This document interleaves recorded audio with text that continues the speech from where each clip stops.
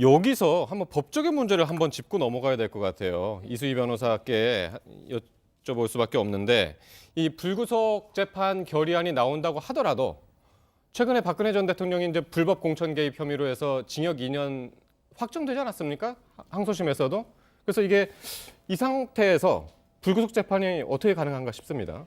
그러니까 이게 이제 그 확정된 형이 없다라고 하면은 지금 네. 이제 대법원에 가 있기 때문에 그게 이제 뭐 2월이다, 4월이다 좀 약간 그 해석상의 그 차이는 있어요. 그래서 구속 기간이 2월 내지 4월이 될 텐데 문제는 지금 불법 공천 그 개입 혐의로 이게 2년이 확정이 됐어요. 이게 대법원에 올라가질 않는 바람에.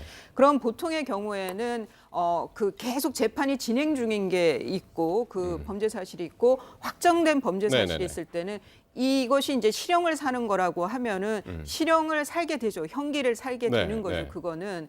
그런데 지금 박근혜 전 대통령에 대한 재판의 경우에는 이미 재판이 막 그러니까 그 기소된 그러니까 뭐 삼성 관련해서 정유라 관련해서 기소된 그 기준으로 봤을 때 이전에 벌어졌던 그 범죄 사실들을 이후에 추가로 막 기소를 했어요. 네네. 그러면서 피고인 입장에서는 상당히 불리한 그 재판 진행들이 있었단 말이에요. 그런 면에서 이런 거는 위헌적인 요소도 갖고 있는 거고 저는 법조인으로서의 제 그 의견은 뭐 이게 이제 그리고 이 박근혜 전 대통령 같은 이런 재판은 전무후무한 재판이에요. 보통의 네네. 경우에는 뭐 많아봐야 두세 건으로 해서 하나 네. 확정되면 하지만 다른 그게 있으면은 또 재판 중인 게 있으면은 구치소에서 다른 재판 계속 진행되고 뭐 이런 예. 식인 거거든요. 그러니까 일단은 그러니까 재판 과정에 대해서 옳았다 그르다 이제 그 말씀을 묻는 건 아니고, 그러니까 정치적으로나 해석에 그거는 이제 해석의 여지가 이제 많을 수가 있는데 이게 이제 2년 확정형을 받았을 때 이 상황에서 불구속 재판이 가능하냐는 거죠.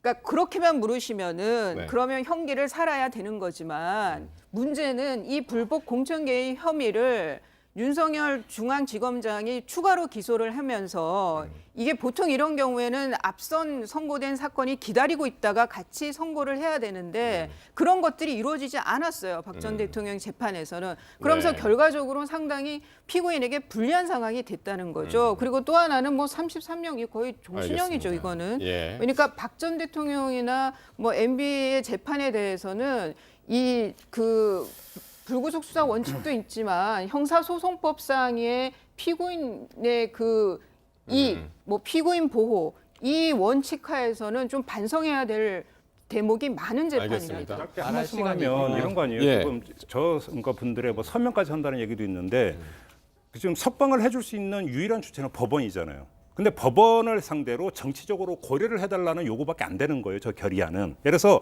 법률적으로는 어떤 피고인의 어떤 건강 상태에 따라서 한다면 모르겠으나 법률적 판단이 아니라 정치적으로 판단해서 일단 풀어주라라는 요구가 되는 거니까 저건 자유한국당이 그동안 줄기차게 이야기를 해왔던 상권 분립 정신에 위배되는 어떤 결의안 아닌가 이렇게도 네. 볼 수 있는 것이죠. 이게 법적 네, 이고 짧게, 논리적인 거에 네, 따라서 하겠습니다. 정치적으로 볼 때 지금 예를 들어서 문 대통령 지지율이 많이 낮아져가지고 보수 자유한국당이 드디어 반사이익을 조금씩 얻고 있지 않습니까? 자유한국당의 반사이익은 대통령의 지금 이제 정책 수행에 대한 이제 불만이 온 거지 박근혜 대통령이 잘했다라는 게 아니거든요. 이거에 지금 혼동하고 있는 것 같아요. 이러면은 프레임이 8대2 프레임으로 다시 내려갈 거라는 거죠. 네. 잘했다고 불소하라는 게 아니 아니고 사과하라 이런 이야기 나오니까요. 이제 네. 탄핵을 한 거에 사과하라 이런 이야기가 나오니까. 그러니까 지금 이수희 변호사 말씀도 이해는 가나. 그러니까 지금 자유한국당 비대위원으로서 하신 말씀이죠. 이거 그 변호사로서 하신 말씀이 아니라. 저는 지금 변호사로서의 제 그 의견을 말씀을 드린 거고요. 네. 그거는 또 뭐 비대위원으로서의 얘기는 제가 여기서 할 얘기는 아닌 것 같고 네. 그리고 또 하나는 탄핵을 한 대통령을 굳이 형사 판결을 받겠어야 하느냐라는 문제 제기도 있다는 거예요. 이것도 네. 사실인 거고요. 네. 뭐 닉슨 대통령의 경우에는 탄핵되고 나서 그 뒤에 대통령이 아예 먼저 사면을 해버렸잖아요. 그러니까 지금 이게 그러면 요 얘기하고선 끝내야 될 것 같은데요. 요 시간은. 요게 이제 국회 결의안을 발의하겠다는 겁니다. 자유한국당 내에서. 이거 어떻게 보십니까? 그 국회 결의안을 낸다면 예. 민주당이나 기타 야당이나 이 결의안에 동조해서 이 결의안이 통과될 가능성이라든가 없습니다. 아니면 이게 왜 이렇게 하자는 건가요, 그러면? 제가 볼 때는 이거는 정말로 그러니까 제가 볼 때는 악수라고 보는 게요. 네. 예를 들어서 정치권도 탄원을 넣을 수가 있을 거예요, 법원에. 근데 탄원을 넣는 것은 재판이 진행되는 과정에서 네. 이 사람에 대해서 선처해 주세요. 내지 이 사람이 죄를 지었지만 그래도 양형을 조금은 좀 감안해 주세요. 정상을 참작해서. 이런 탄원은 모르겠는데 지금 국회가 나서서 석방하라 말아라고 이야기하는 것 자체가 입법부가 사법부를 상대로 할 수 있느냐의 문제가 하나가 있고 두 번째는 통과가 안 될 게 뻔한데도 저 이야기를 한다라고 하는 것은 보수 지지층에 대한 호소라고밖에 볼 수가 없는데 제가 볼 때는 그게 혈맥을 잡고 잘못 짚고 있다라는 거예요. 혈맥은 그 박근혜 석방 여부가 아니라 탄핵에 대한 어떤 정당성 여부.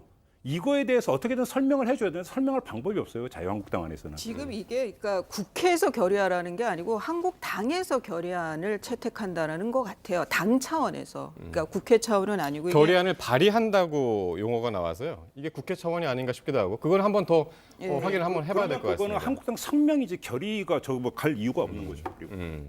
알겠습니다.